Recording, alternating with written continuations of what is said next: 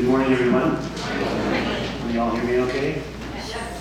If any of you are not aware of who I am, I think by looking out, you could probably ask somebody in your row and they can tell you. So I'm thankful to be here with you this morning.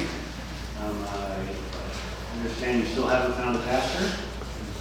And I hope and pray that you do soon, because I know when you ask me to speak, you're scraping the bottom of the barrel. So I hope you get a pastor soon. I appreciate this opportunity to be with you here this morning. I really enjoyed your music. Instruments. I'm a little disappointed that Christian wasn't playing his trumpet. Maybe Megan. You guys can maybe do that next time. You know, I love a church with lots of music, especially music with for that. As those of you that know me, I am not a theologian. I'm a mechanic. So I'm not going to get a big theological dissertation this morning. But I do have a couple of stories that I wanted to share with you that I hope will encourage you. Maybe make you laugh a little bit and cry a little bit. But I think the way the world's going, we need encouragement. And I think it's something that is getting lost in our society.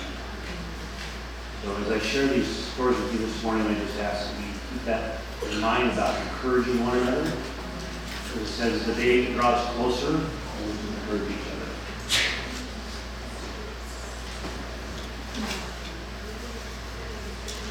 The first story I'm going to share with you is a little humorous, so feel free to laugh if you want. It's an experience that was shared to me by a friend that works at the parts store next door to me. Thankfully, I didn't experience it myself, but it's a very interesting story. Have you ever felt discouraged, alone, and wondered if God really cares? Especially when you pray that circumstances don't seem to get better. They get worse instead. Just when you felt you hit rock bottom, another thing falls apart. This happened to a gentleman and his wife who came over from Seattle to Leavenworth expecting to have a pleasant scenic day. Now, this husband and wife had just purchased a used Audi in Seattle. For those of you that know cars, purchasing a used Audi, there's going to be an adventure in here somewhere. They wanted to go for a drive in their nice new sedan car. After contemplating, they decided to take a trip to Leavenworth and enjoy the views on the way. During the drive, they began to notice that the temperature gauge was running a little hotter than normal, so they decided to have it checked out at a local shop in Leavenworth, which shall remain named. The shop checked it out, pressurized the cooling system, and determined that the water pump had a minor leak. Rather than risking driving back to Seattle, they decided to just have the shop replace the water pump. Now, being that an Audi is not that common, around these parts at least, the part was not in stock in the Leavenworth local parts store. So the customers were told that they would have to wait until the next day to get their car fixed. The couple contemplated what to do and finally decided to spend the night in Leavenworth and drive their car back the next day once it was all fixed. Now, in an Audi of this type, the water pump is driven by a timing belt, which is routinely replaced along with the water pump.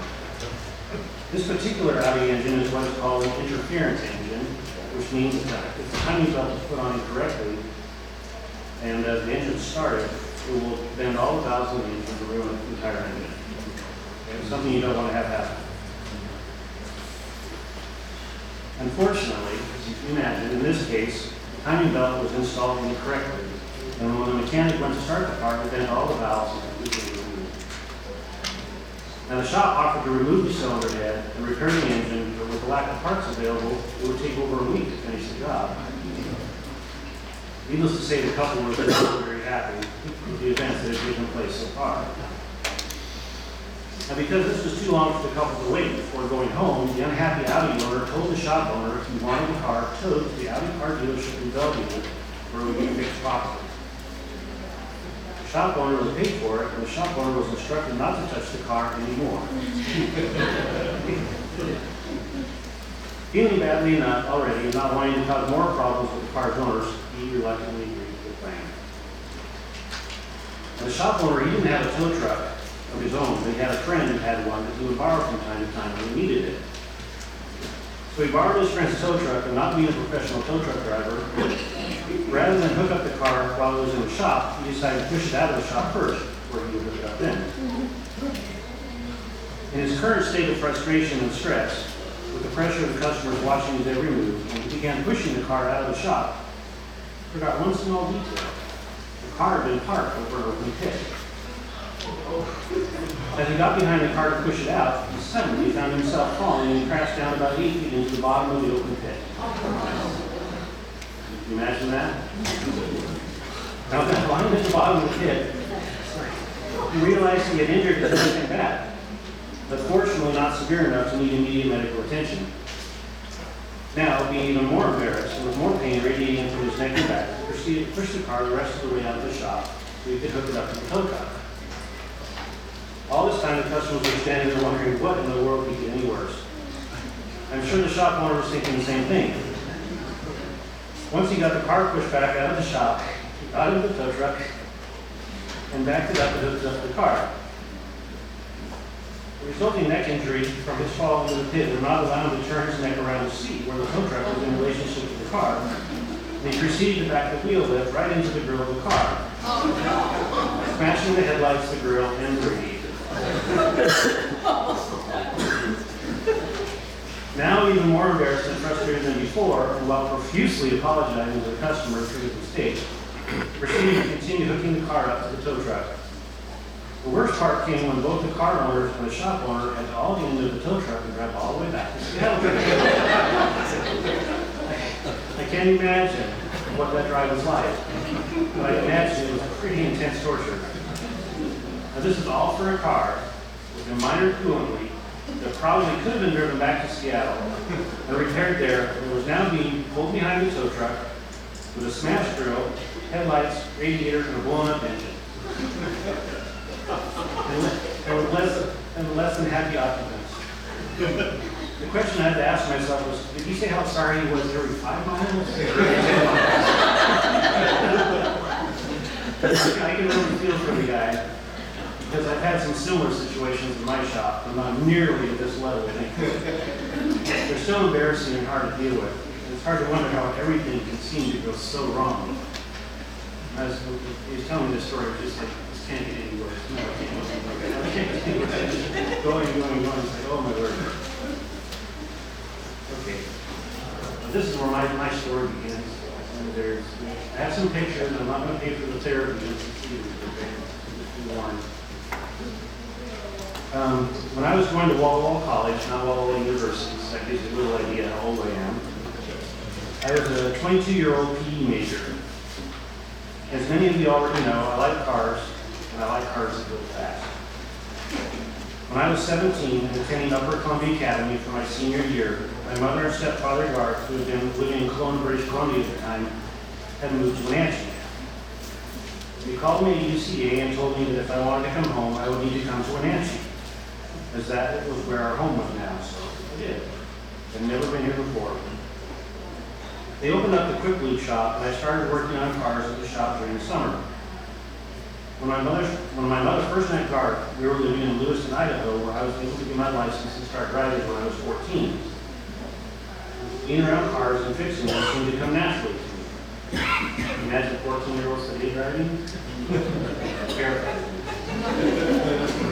My parents' very first employee in Quick Lube was a driver at a local stock car track, and Garth had raced stock cars in Canada. So it was obvious to me I was supposed to be a stock car driver. Match made in heaven. So the next thing I knew, I was buying a 1968 Oldsmobile Tornado in the alley behind the shop for $150.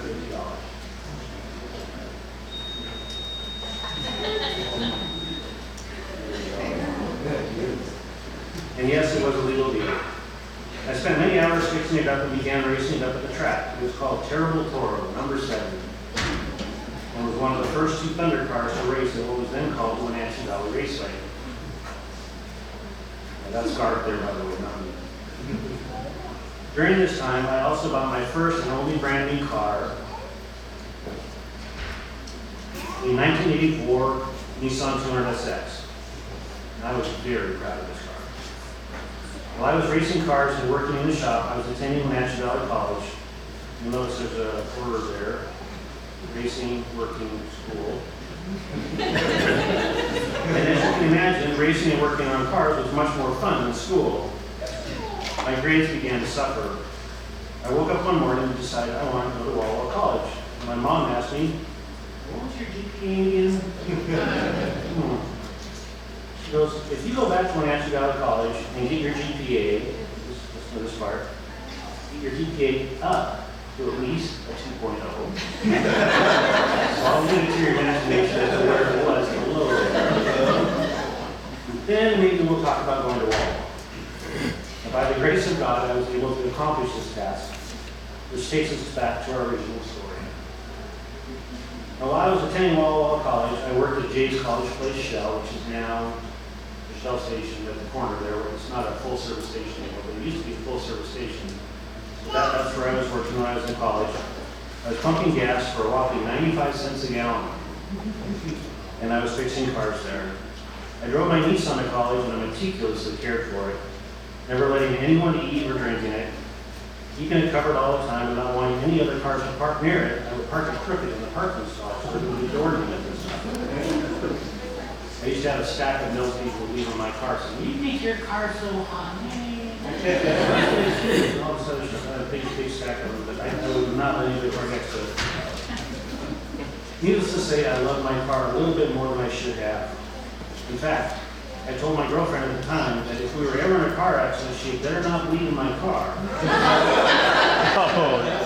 Which we will see earlier in the story that she kept her end of the deal, but I did not. Now, while attending Walla Walla, I would sometimes drive home for the weekend, and of course, being the professional race car driver that I was, I like to drive fast. So with my radar detector in hand, I would routinely make the drive of 181 miles in 2 hours and 40 minutes. With my record of 2 hours and 28 minutes, this equates to an average speed of 74 miles an hour. Still slow by race car standards.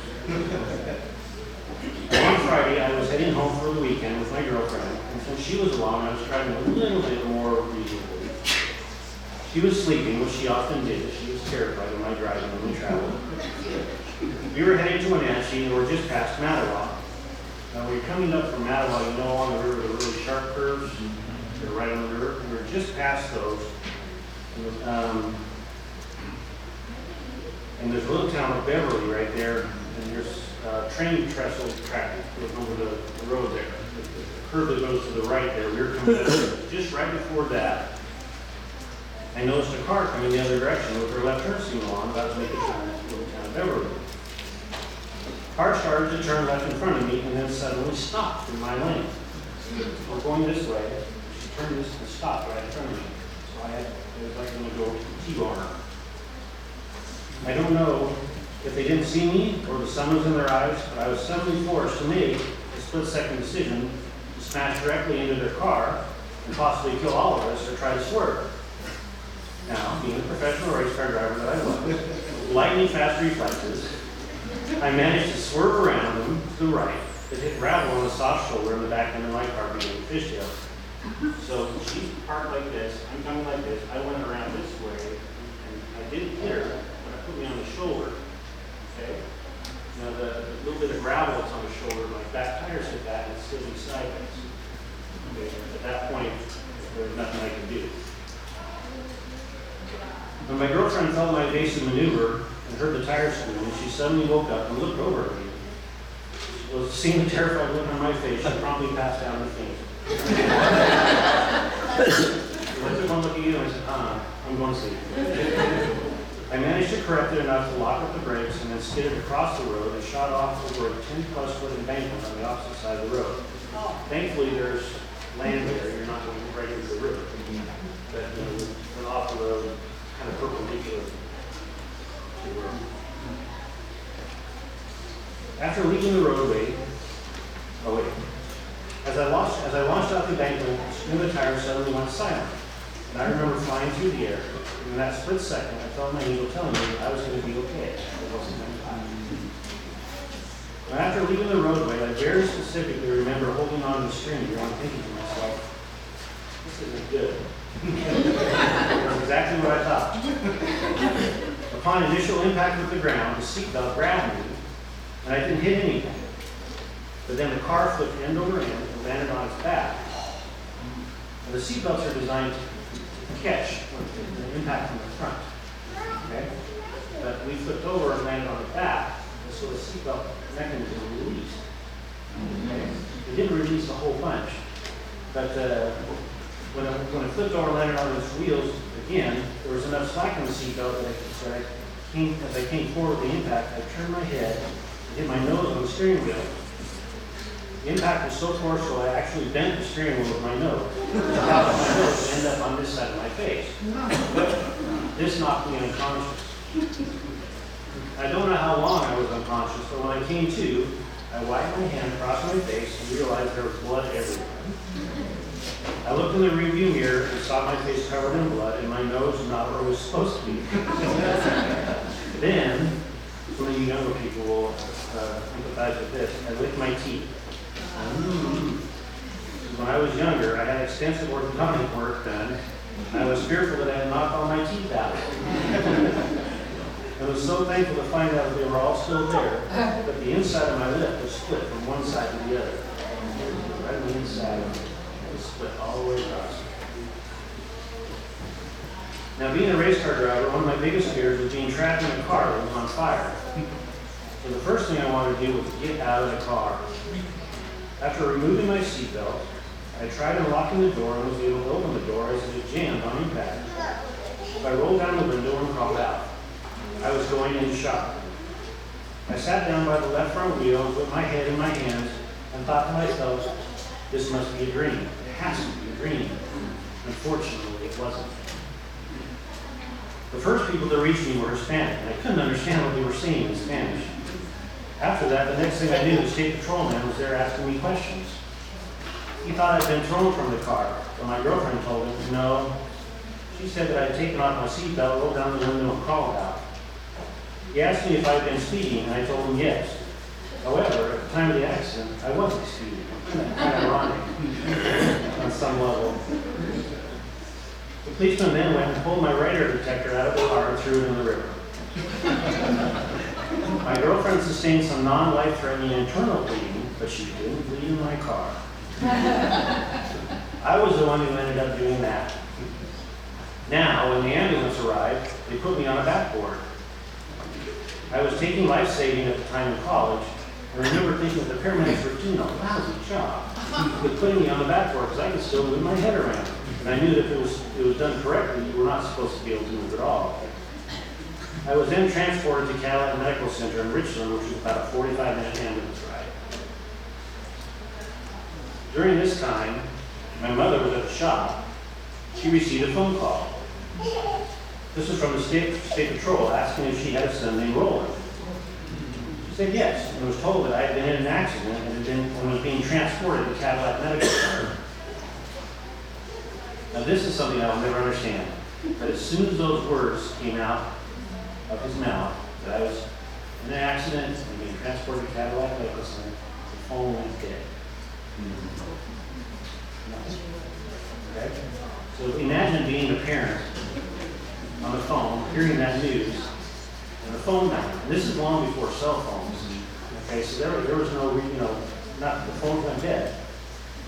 Right as those words got out of his mouth.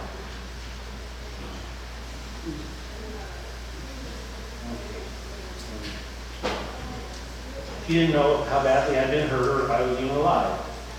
One reason, now this is another thing, one reason it was such a big deal for her to have more information stemmed from the memory of my cousin being in an accident that was later deemed as having the most fatalities of a two-car accident on Highway 12 in Washington State District.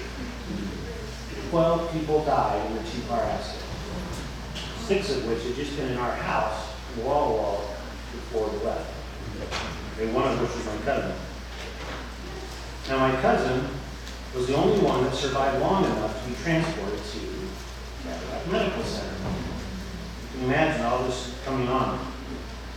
And there, unfortunately, she passed away from her injuries. So you can imagine what's going through my mother's mind at this moment. The second reason was that my great uncle Roland, whom I named after, when he was 22, which I was 22 at the time, He made it all the way through World War II. He had sent his mother a telegram in Canada saying, "I'm coming home, I'm on my way," and he was killed by a drunk driver on his way to the airport. So she had always feared the same thing would happen to me when I was 22. I can only imagine what was going through her mind at the time.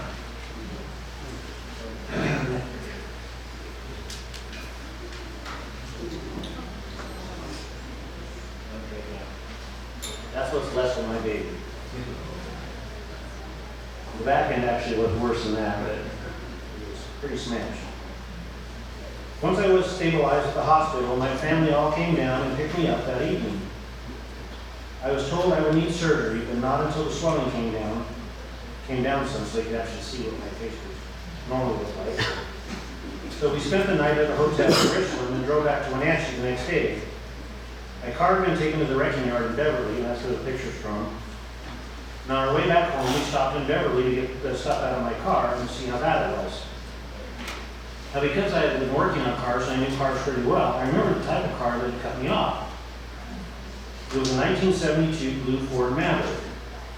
While we were at the wrecking yard, I asked the owner if he knew anyone who drove a blue Ford Maverick. I figured, being such a small town, maybe somebody was coming there, lived there or something. So I asked him. And he goes, yes, a lady named Bertha Healy who reported the accident. She lives right over there. We pointed over there. I could see the car. It was parked right there. She reported the accident but never said she was involved in it in any way. And when we arrived back home, I reported the accident to my insurance company. And after they took my statement on the accident, the insurance agency sent someone out to speak with the individual who had been driving the blue Ford Maverick. While this was going on, the state patrol gave me a ticket for reckless driving that resulted in an injury accident. From their assessment of the scene and the skid marks, they thought I had been trying to pass someone on the right-hand side, going the same direction, passing somebody on the right side. They didn't understand what really happened. So,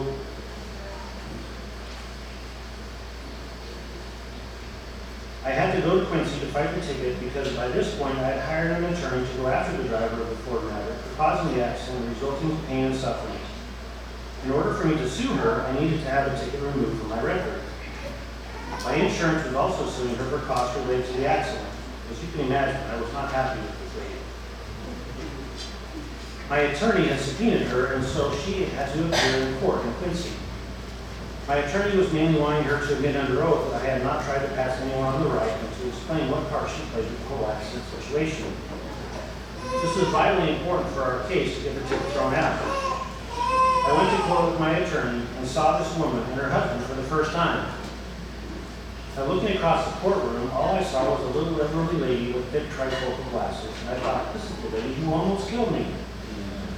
Thankfully, upon seeing the evidence my attorney presented, the judge immediately dismissed all the charges, and Bertha Healy never had to testify. We stole a couple quick glances at each other, but that was it. She could have been in big trouble for causing the accident and fleeing the scene. I was just thankful to have the ticket thrown out. As a result of the injuries I received in the accident, I had to have surgery to reconstruct my nose and put it back in the right place. Now, this is probably one of the most painful things I've ever experienced. If you're ever going to break something, don't break your nose. Now, before the surgery, the doctor asked me, what kind of nose do you want? That's true. He asked me, Dr. Patton, what kind of nose do you want? And all I said was, I want a straight one. I said, I know it's hard to imagine, but I always will feel it. I still suffer from a deviated septum, and my underinhaler just makes my nose feel tingling, and like someone who's tickling me with a feather all the time. If you've been around me long enough, you've probably seen me do this. I don't have Tourette's or anything like that. It's just it's like a nerve just tickling your nose with a feather all the time. But it's something I'd rather live with rather than have another surgery. He said, if you have after the first surgery, the doctor said I was going to have another surgery to correct my deviated septum, and I politely said, no, thank you. I never want to go through that again. Now, after that, I went back to school driving a 1981 Mercury Monarch. Okay, some of you might remember those. They were the Mercury's version of the Ford Granada. The average boring car. Yeah. This was a far cry from my little white sports car that I loved way too much. May it rest in pieces. It took about 2 years for the lawsuit to get settled, and we ended up settling out of court for $15,000, pain and suffering, plus all my car and medical expenses. Now, after attorney fees and everything involved, I ended up with a little over $5,000 in my pocket. Trust me, there are easier ways to make money. By this time, I had graduated from college, and with $5,000 in my pocket, I really wanted to go buy a new Corvette. But thank the good Lord above, I used it for a down payment on my first house. I still don't understand how that happened, but it happened. Now, the price of the house was $17,000.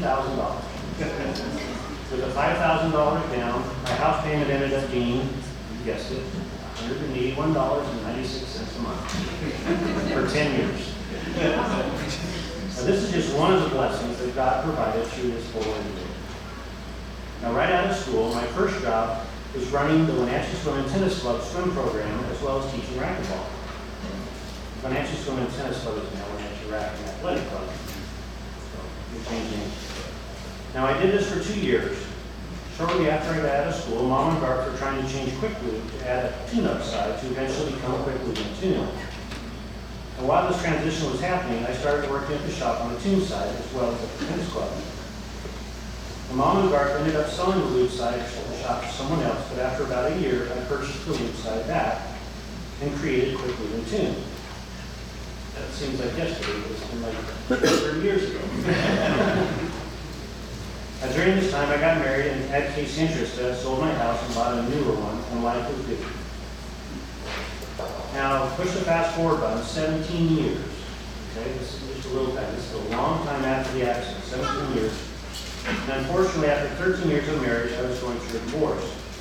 This is one of the darkest periods of my life. I lost 15 pounds, I got shingles, and was suffering from deep depression. I was not in a good place. Okay. One day, I was working at the shop and the phone rang. I answered and began making an appointment for some work on a 1988 Harry's K car. And when I was done getting the information about the car, I asked the customer for their name, and the reply was,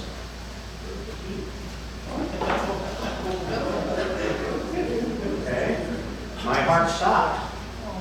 And I had one of those out-of-body experiences like, hello, is this real? Is this for real? You know, where's the cameras? Who's messing with me? What's going on here? You know, it was just one of those, could it really be her? Out of all the available shops to fix her car, why was she calling mine? I was literally shaking. I was confused.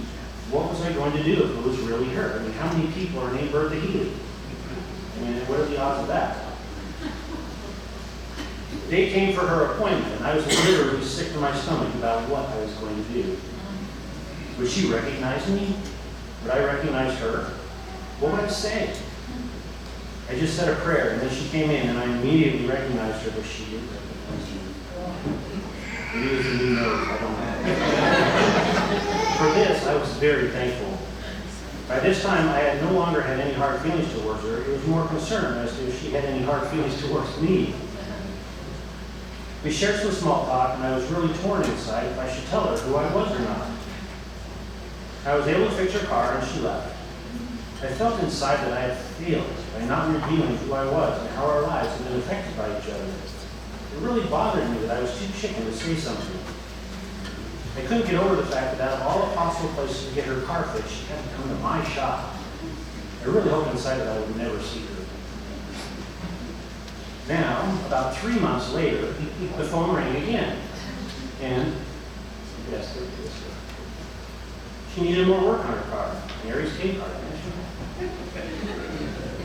I was thinking, really? What is she going to do now? Really? Why couldn't she go somewhere else? The serve of God of second chances, amen? Now, after much prayer and soul searching, I resolved that I would tell her who I was this time. I was not going to chicken out again. Well, what would I say? Oh, hi, by the way, I'm the guy who was involved in a car accident with you a long time ago. You know, and see what happens? So after her car was done, I walked out into the waiting room with her and asked her if she remembered me. She looked at me and said, "No, this is what I should have just done." So I asked her if she remembered a car accident by Beverly a long, long time ago.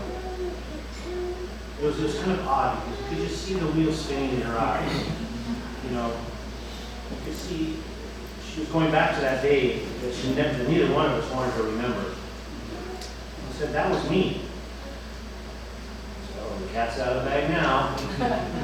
How would she respond? Needless to say, I was very nervous. She didn't have any weapons or anything. So she took me by the hand, looked me in the eye, and asked me if I was okay. This was the best possible response I could have expected or hoped for. She asked how I was doing and if I had any long-term effects from the accident. I assured her that I was okay and didn't suffer from any serious long-term consequences, and she seemed very relieved. I could tell that she had been carrying a burden of guilt all these years, and with my comments could see that burden lift her. This made me feel good to see the relief on her face as she could finally put that question to rest. I asked how she was doing. She told me that she had lost her husband and had to move to Kashmir to live with in-laws. I told her I was sorry for her loss. She asked me if I had any children. I told her I had 2 daughters. She asked how old they were. I think it was important for her to know that my life was full. I said it was, but unfortunately I was going through a divorce. She said she was sorry and asked if there was anything she could do. I asked her to keep me and my daughters in prayers, and she said she would. We gave each other a hug and said goodbye.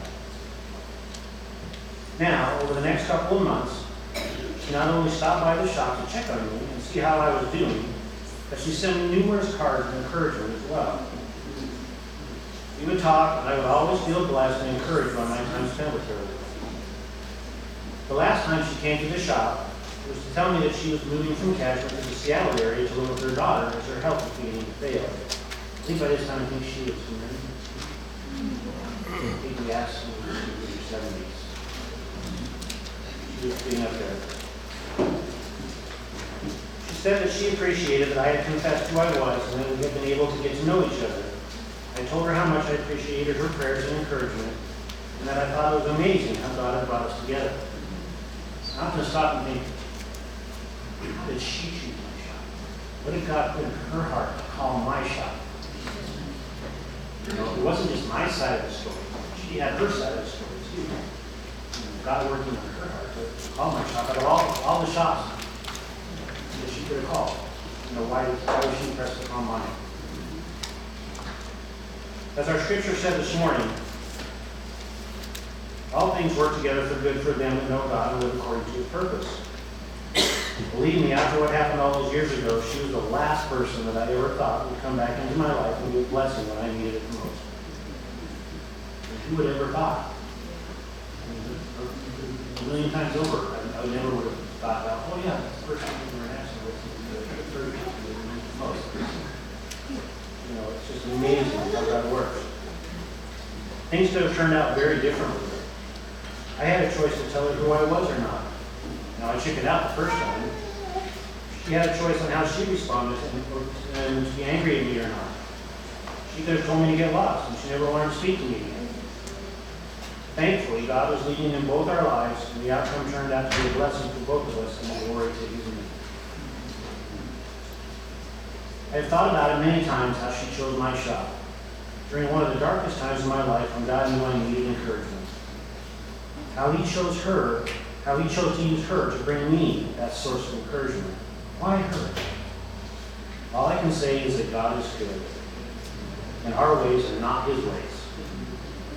We may not always understand why things happen in our lives, good or bad. But if we let God lead and live our lives for Him, we never know what will happen.